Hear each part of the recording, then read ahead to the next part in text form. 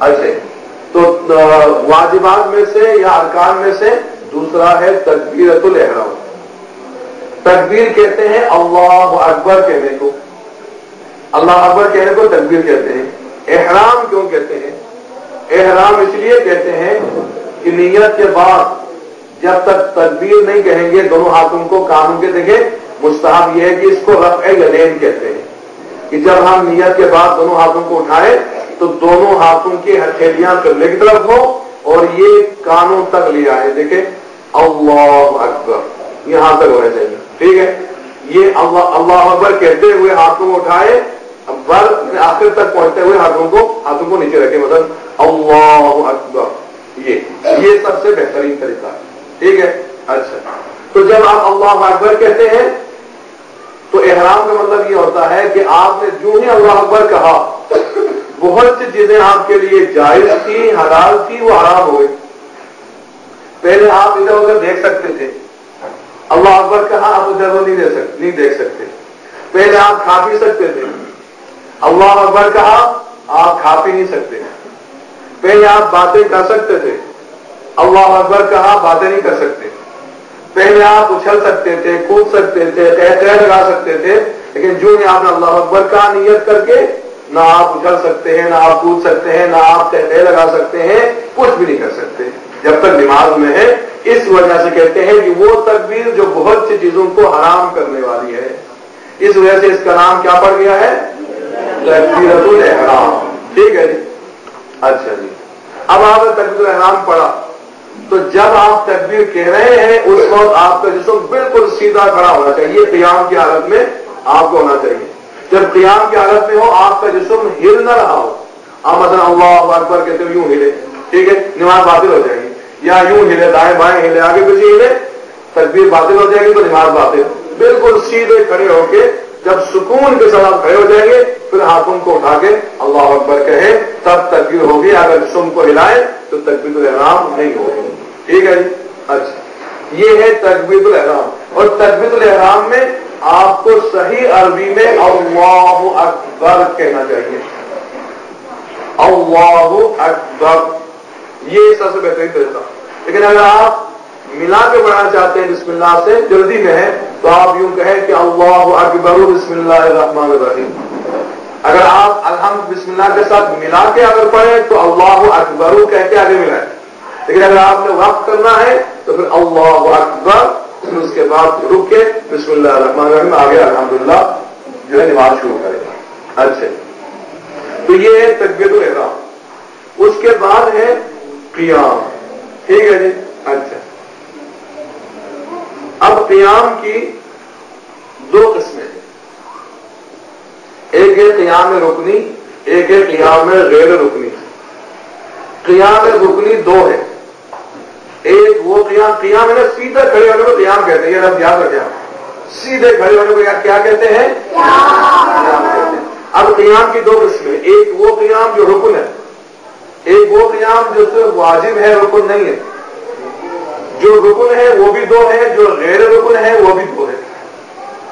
क़ियाम रुकनी तकबीरतुल इहराम कहते वक्त का क़ियाम। तकबीरतुल इहराम जब आप कह रहे हैं तो आप बिल्कुल सीधे खड़े हो जाए, ये रुकन है, फिर उसके बाद अल्लाहु अकबर कहें, ये। दूसरा जो है क़ियाम मुत्तसिल बरुकू।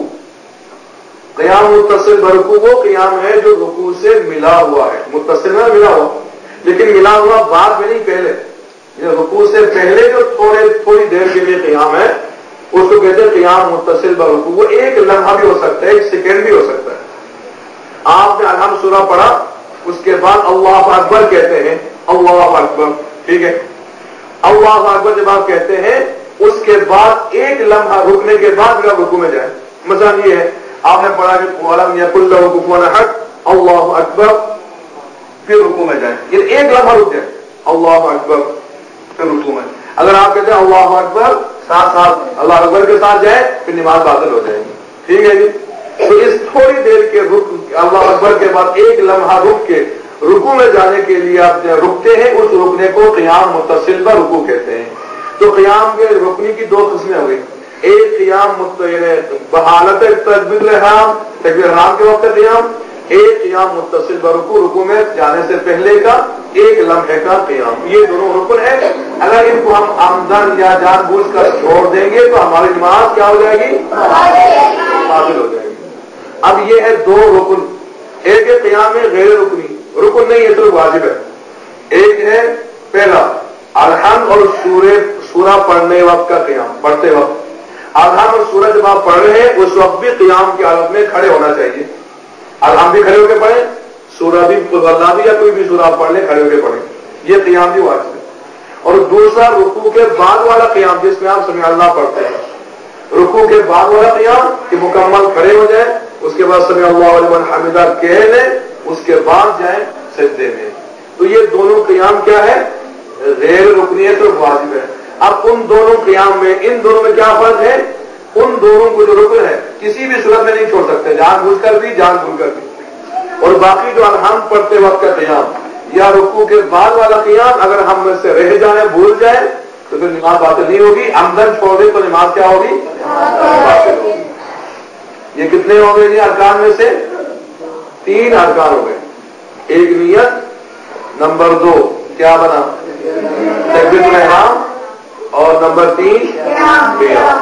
اب ہے نمبر 4 رکوع، یہ واجبات میں سے بھی نمبر 4 ہے اور ارکان میں سے بھی نمبر 4 ہے رکوع۔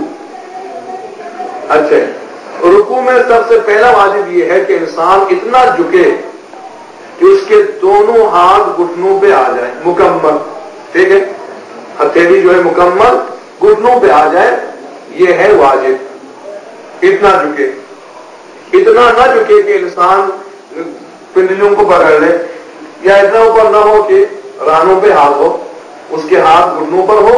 اب گھٹنوں پر رکھ کے وہ قیام کریں گے تو یہ جو ہے کمر پیچھے سے سیدھی ہو جائے گی، یہ مکمل رکوع ہو جائے گا، ٹھیک ہے۔ یہ مرد کے لیے، لیکن عورت کے لیے ہاتھوں کو گھٹنوں کے اوپر رکھے۔ عورت کو کم جھکنا مستحب ہے کہ وہ کم جھکے، اوپر ہاتھ رکھے گی عورت تو اس کو کم جھکنا پڑے گا، رکوع اس کا ہو جائے گا۔ اور مرد کو چاہیے زیادہ جھکے کہ اس کے ہاتھ گھٹنوں پر ہو تو مکمل جھک جائے گا۔ اب جب مکمل جھک جائے، رکوع میں جانے کے بعد مکمل اطمینان کے ساتھ جب وہ جھک جائے، اب وہ پڑھے ذکر رکوع، ٹھیک ہے۔ اب ذکر میں وہ کیا پڑھے؟ سبحان ربی العظیم بحمدہ پڑھ لیں، ٹھیک ہے جی۔ اچھا، اب جب ذکر پڑھ لے تو مکمل پڑھنے کے بعد پھر وہ کھڑے ہو جائیں۔ اب مثلا وہ رکوع میں جائے، اللہ اکبر کے بعد کچھ دیر سے اللہ اکبر، پھر رکوع پڑھیں گے سبحان ربی العظیم بحمدہ، پھر مکمل کھڑے ہو کے سمع اللہ لمن حمدہ، ٹھیک ہے۔ یہ ضروری ہے، رکوع میں جاتے وقت بھی ایک لمحہ رک کے پہنچنے کے بعد ذکر پڑھیں، اور ذکر پڑھنے کے بعد ایک لمحہ رک کر پھر وہ کھڑے ہو جائیں۔ مکمل کھڑے ہو کے ایک لمحہ رکنے کے بعد پھر وہ کیا شروع کریں؟ سمع اللہ لمن حمدہ۔ اب سمع اللہ لمن حمدہ مکمل کرنے کے بعد جب وہ اللہ اکبر کہتا ہے، اللہ اکبر کے بعد ایک لمحہ رکے، اللہ اکبر کے ساتھ سجدے میں نہ جائے، ایک لمحہ رکنے کے بعد، اس کو طمانینت کہتے ہیں، یہ بہت ضروری ہے۔ اطمینان کس سے پڑھنے کے بعد آپ وہ جائیں سجدے میں، ٹھیک ہے جی۔ تو یہ ہے رکوع اور اس کے احکام۔ اور ذکر رکوع میں کم سے کم آپ سبحان ربی العظیم و بحمدہ پڑھ سکتے ہیں، یا 3 دفعہ سبحان اللہ سبحان اللہ سبحان اللہ پڑھ سکتے ہیں۔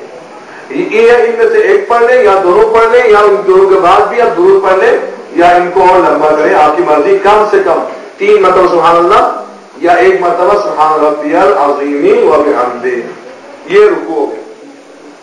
اچھا، 5واں واجبات میں سے بھی ارکان میں سے بھی دونوں سجدے، 2 سجدے۔ اب رکوع مکمل کیا، رکوع سے کھڑے ہوئے، سمع اللہ لمن حمدہ ہم نے پڑھا، اور یہ سمع اللہ لمن حمدہ واجب نہیں ہے، مستحب ہے، نہیں بھی پڑھیں گے نماز ہو جائے گی، ٹھیک ہے۔ لیکن مکمل کھڑے ہو کے ایک لمحہ رک کے سجدے میں جانا ضروری ہے، کہ ایک لمحہ رکے۔ اب وہ رکنے جب ایک لمحہ انسان رکتا ہے تو یہ ذکر بھی اس کو پڑھ لینا چاہیے۔ اچھا، اب اس نے ذکر پڑھ لیا سمع اللہ لمن حمدہ، اس کے بعد اللہ اکبر، اللہ اکبر کے بعد اطمینان سے آپ جائیں وہ سجدے میں۔ اب سجدے میں وہ جاتے ہیں تو اعضائے سجدہ کتنے ہیں؟ نہیں، اعضائے سجدہ 7 ہے، دونوں ہتھیلیاں، دونوں گھٹنے، दो बाहों के अंगूठे और पेशानी, कितने हो गए?